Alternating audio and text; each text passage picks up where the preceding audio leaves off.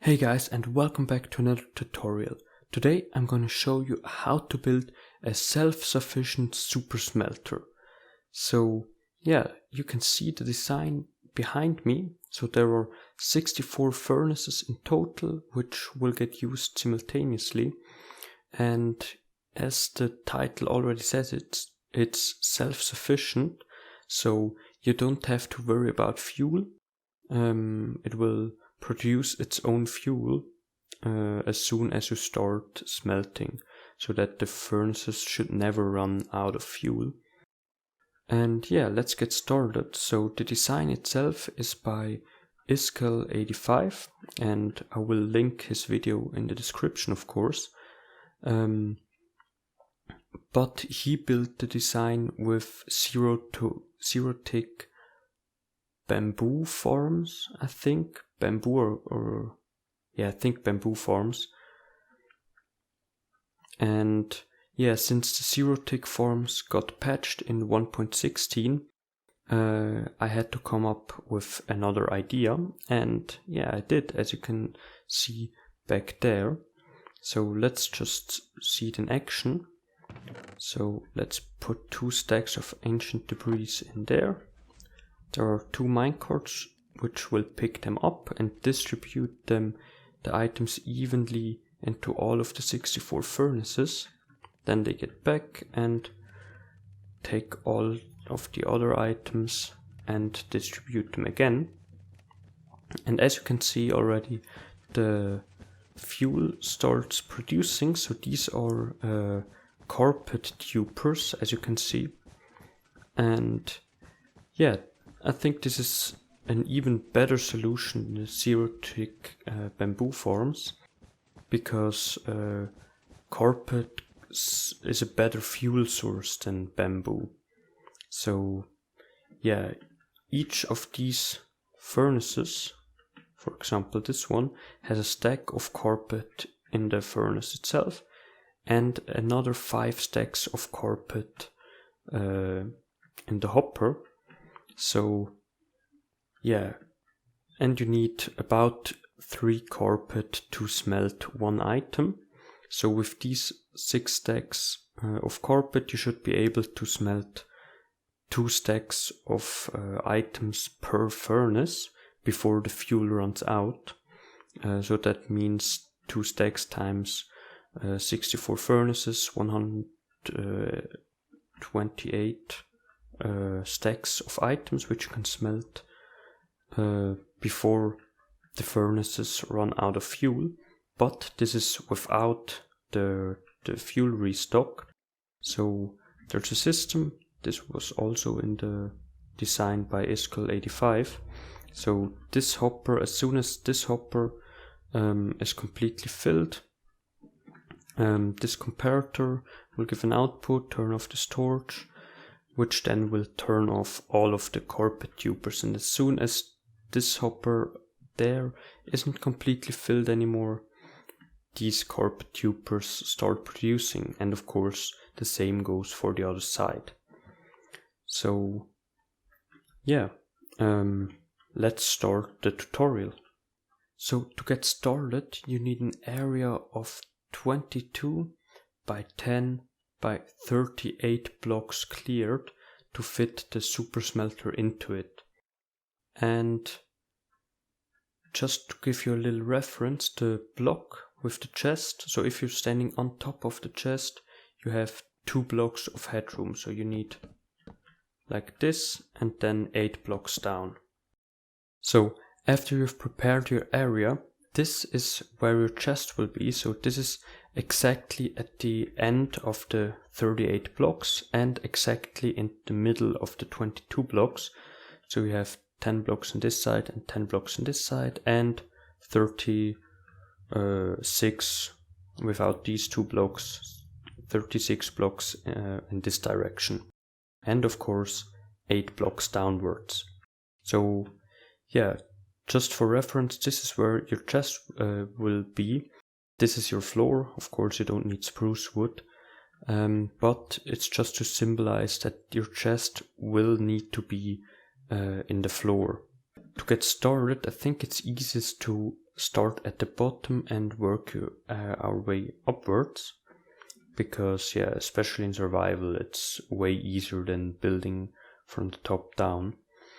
So yeah, we have these 2 ice blocks. This is where all the smelted items will get transported along. And as you can see over there, I think I didn't even show it very well in the intro. So after you put your items in there, all of them will get transported by this water stream to the front here. And here are the 2 stacks of netherite scrap from the ancient debris that I put in the intro. So yeah.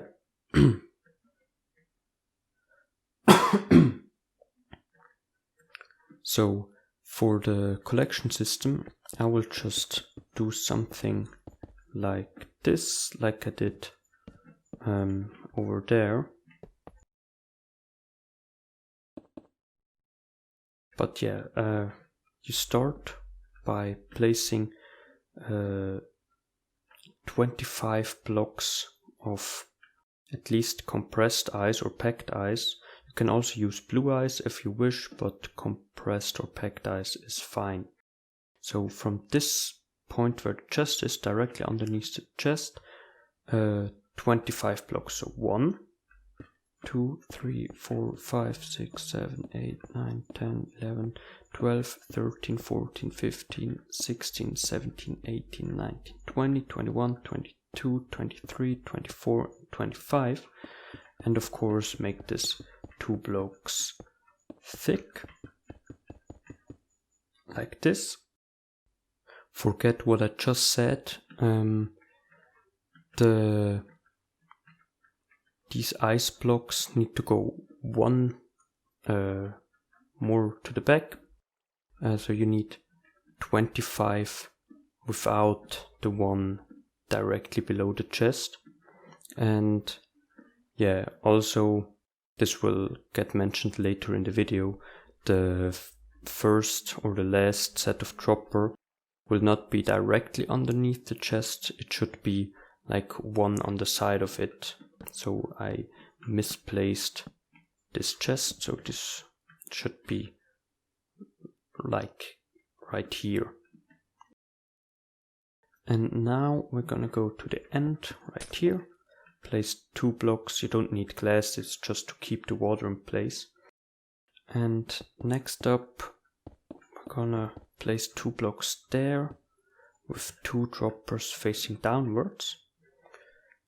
And now we need 7 blocks in between the droppers. So we have 1, 2, 3, 4, 5, 6, 7.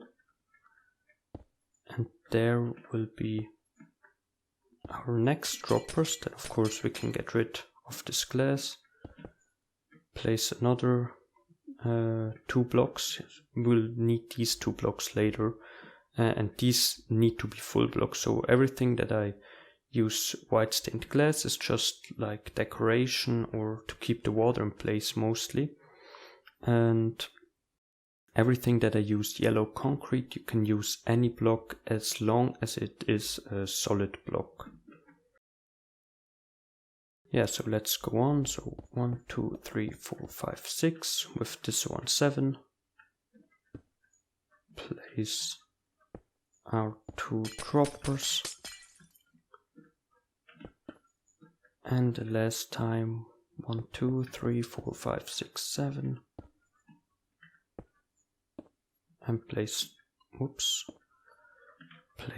both of them facing downwards. And if you count it right, the last set of droppers should be directly underneath the chest. And place 2 blocks like this. Alright, next up we're gonna connect all of the hoppers. So we place hoppers facing into the droppers directly on top of them, and now 7 more hoppers facing into this front top. So 1, 2, 3, 4, 5, 6, 7. And you should be right next to the next dropper. And then we do the same with this one, 7. 7, and also with the last one, 1, 2, 3, 4, 5, 6, 7. So we have 8 hoppers in total, which will all feed into one dropper. And of course do the same thing on the other side.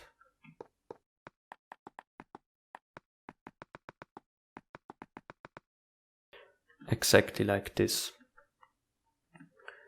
And now we're gonna put in the mechanism which will dispense or drop all of the items out of these droppers.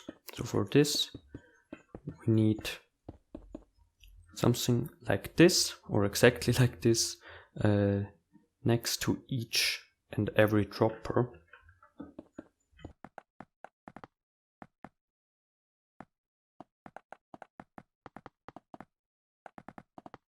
Exactly like this. So your super smelter should look something like this. And now we're gonna fill in these blocks with, oops, not these with glass or any other block, just again to keep the water in place.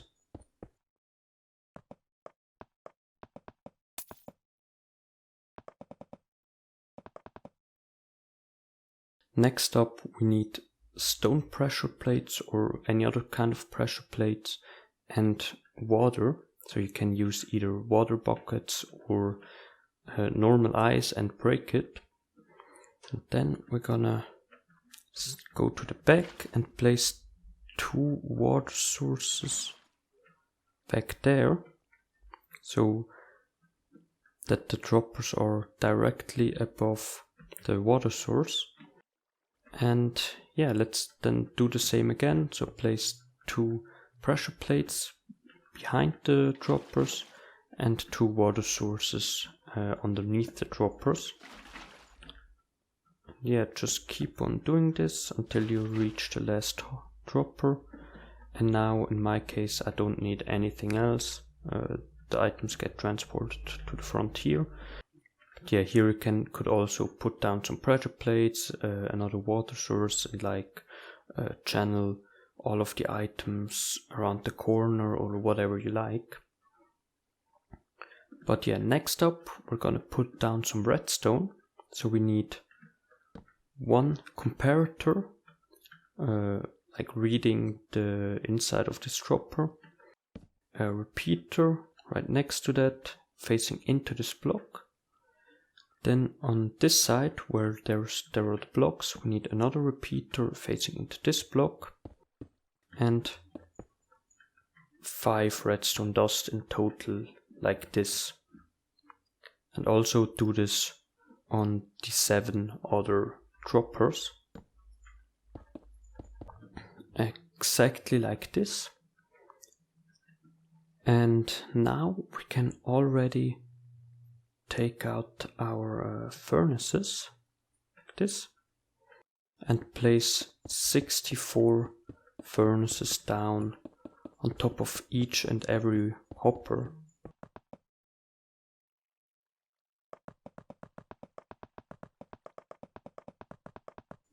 Like this.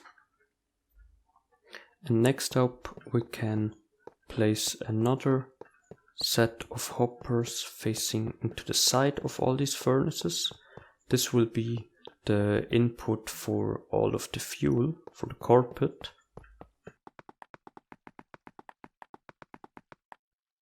Like this. Yeah, next we can place another set of hoppers facing into the top of all of the furnaces. And these will be the input for the material that you want to smelt. Alright, next we're gonna place a row of packed ice behind the fuel hoppers like this. And we can go 2 blocks further than the last hopper.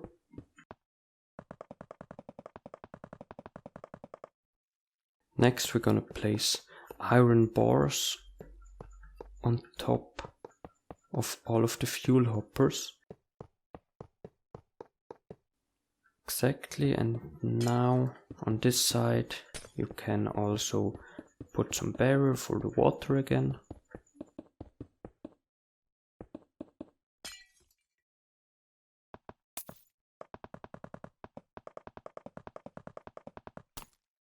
Alright, next you need some building blocks and a lava bucket, or 2 lava buckets to be precise. And yeah, for this we need to place some chambers like this, and these are to get rid of the excess items. So as soon as all of the hoppers and all of the furnaces are filled with carpet, all of the excess carpet that gets produced until the tubers are stopped will get destroyed by this block of lava.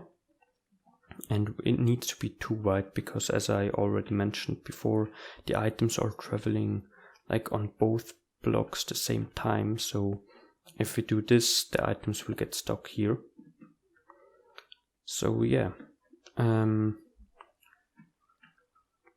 the same thing on the other side as well. And also place 2 slabs like this, so that the items can go under, but we can also place some redstone components on top of the slabs. Alright, next up we're gonna place in all of the rails. So to do this, I like to get started on the back here. Make sure you place 2 blocks up like this, 1 block behind the last furnace. And now we can just place powered rails all over the furnaces.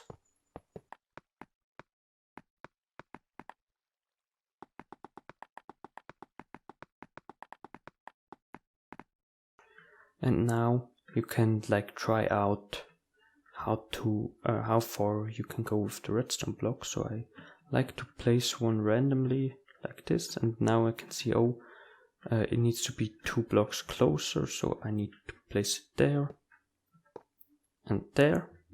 So this is the first set of redstone blocks, which will power all of them, and now we should be able to place them here, and now all of the rails are powered with just 4 redstone blocks.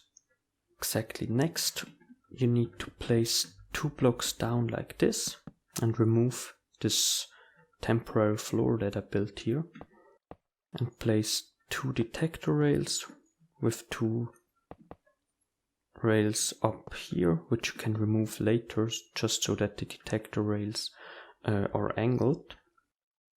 And then let me just grab this. Now you can put your floor back in. These 2 angled blocks is where the minecarts will sit, and which will drain all of the contents of the chest. So yeah, next up we're gonna place a comparator right next to this this detector rail with 4 repeaters running out of it, which are all on 4 ticks like this. So you need to place 2 more blocks, and the last repeater faces into a block with a redstone torch on the side of it, a block on top, another block like this with 2 redstone dust on top, and 1, 2, 3, 4 more blocks with repeaters on top, and 3 of them are on 4 ticks and 1 on 2 ticks. Next you can place a sticky piston on the side of these blocks, and it should extend now, and place a fence post on the front of this sticky piston. And now do this exact same thing but mirrored on this side.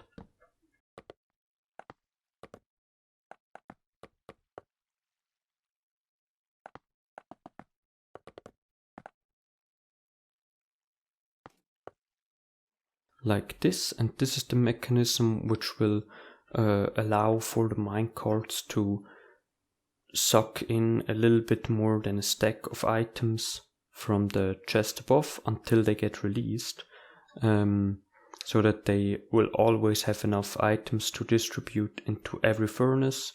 So 32 on the way to the front and another 32 on the way back. Alright, now we can place in the 2 minecarts, and I would recommend like stopping them here together and pushing them both to the front or to the back of the super smelter, so that they kind of are connected together. Now the only thing that is left to build is the carpet tubing machines, so that it's really self-sufficient and you don't have to like put coal into the furnaces all the time. So to do this, I'm gonna start on one side and place 4 more pieces of packed ice. So 1, 2, 3, 4. And now place another 12 pieces. 1, 2, 3, 4, 5, 6, 7, 8, 9, 10, 11, 12. And now we can already encase it a little bit, like this. And yeah, of course, if you need more than 3 on each side, you can just expand this thing, or you could also like place them somewhere in the front here, but I think on the side makes the most sense. So let's place a sticky piston like this.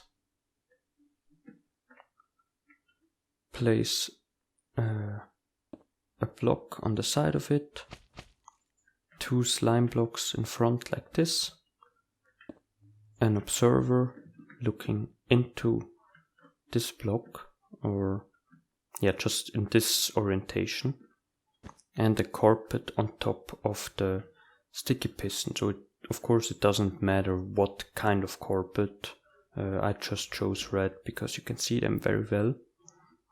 And now we need 3 blocks between each piston. So we have 1, 2, 3, piston, 1, 2, 3, piston.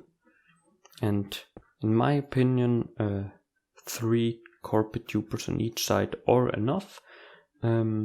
Later on I will tell you why you could need more.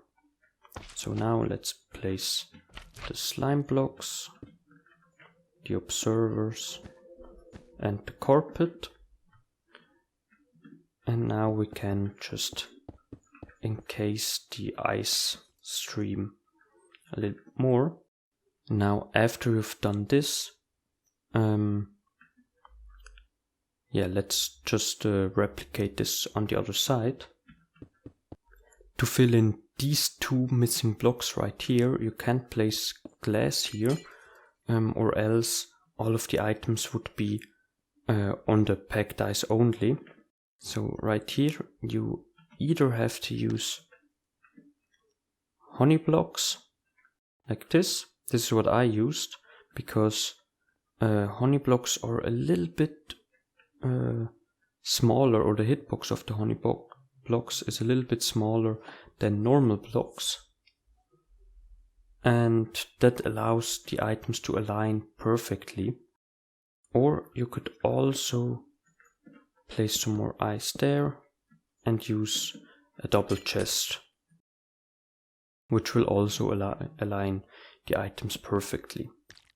I, for my part, like to use honey blocks. And now we can start with filling in the water. To place a water source right there, place a pressure plate here, water source again, and we should see that the water comes exactly until here.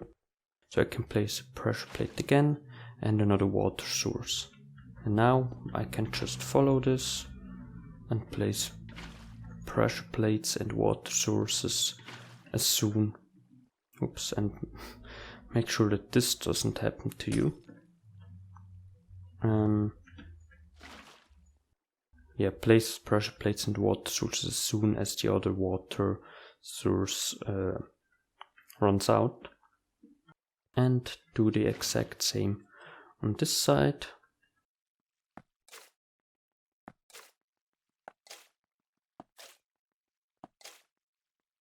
And like this, now we have all of the water streams in place.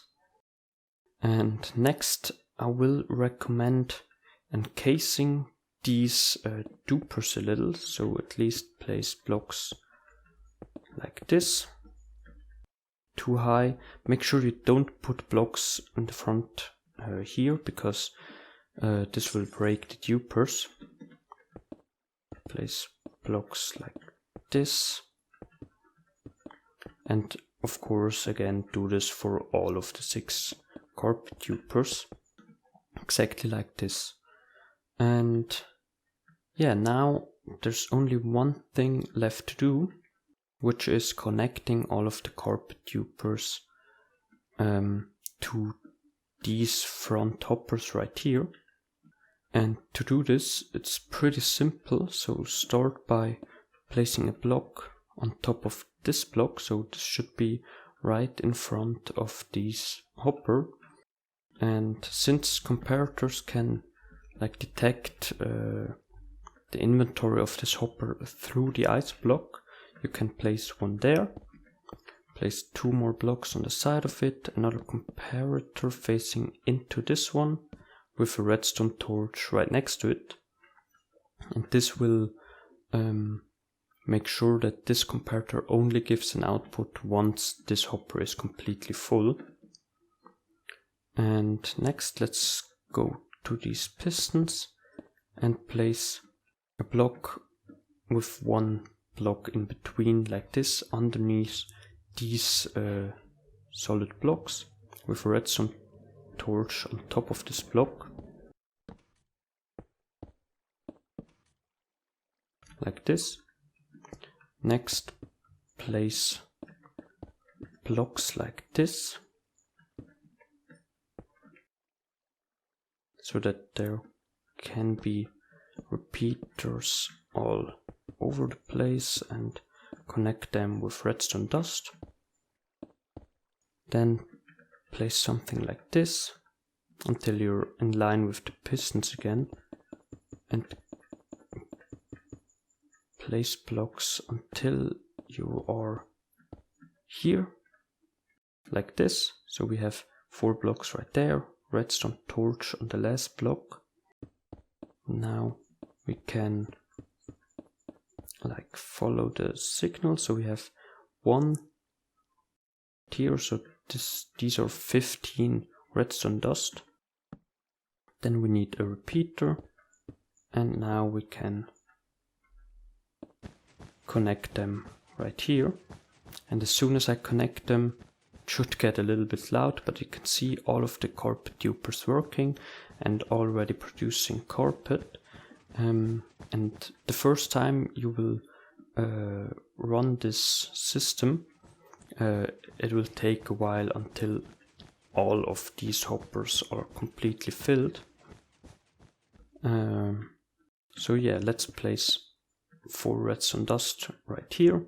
So as soon as this hopper is completely filled, this comparator will give an output, turn off this torch, which will then turn off all of the dupers on this side. And yeah, copy the same thing on the other side. Exactly. Now that we have replicated the turn off switch on both sides, you can see all of the dupers are working and producing carpet. And now you just really need to wait until the last hopper is completely filled. I would not recommend using the system before the last hopper is completely filled. So earlier in the video I talked about why you could need more of these carpet duper modules, And now I'm gonna explain what I meant by this. So one thing that's very important to remember about these carpet tubers is that this is a glitch. So it's not intended game design, of course. And that means it has some weird ways that it functions. So if these carpet tubers are running while you unload the chunks that they're in, these carpets here will break. So then you have to manually replace them, and this is a little bit inconvenient because you want this to be self-sufficient. You don't want to have to go check if the carpet tubers are intact every time you use the super smelter. So yeah, for that it's very important to remember to not unload the chunks while the carpet tubers are running.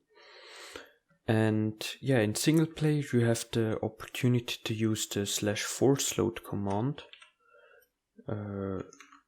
Right here you can add the chunks that the carpet tubers are in to the force load, to the chunks that are force loaded, and then they will behave a little bit like spawn chunks. So wherever you are in the world, these chunks will stay loaded. But if you don't have access to the force load command, or you don't want to use the force load command because of performance, you can expand the modules or put more modules down. So put maybe 4, 5 or even 6 modules on each side so that the restocking goes faster. And then you could maybe hook up this redstone line to a redstone lamp or something that tells you that they are restocked and the duplicators are not running anymore. So yeah, that's why you could expand the duplicators. So, and after a little while, all of the hoppers should be completely full with carpet, and of course also all of the furnaces. And now it's time for our first test run. So we put our 4 stacks of ancient debris in here. The pistons will open, the minecarts will go back, and we can already hear and also see all of the furnaces smelting, and now also the carpet tubers started producing again. And if we take a look, oh, they're already done. Yeah. So now if we take a look down here, we can see what I didn't show you in the intro. So a lot of items just come flying out of this water stream. And yeah, this is all there is to it. It's a little bit complicated and it needs a lot of resources, but all in all it's not too bad, and it's also very nice to have one in your world, especially if you need large amounts of glass or something like this. This is it. As you can see, it works perfectly. Of course, you can find a world download in the description. And yeah, thank you very, very much for watching. I really hope I was able to help you, and I also hope you have a great rest of your day. Goodbye.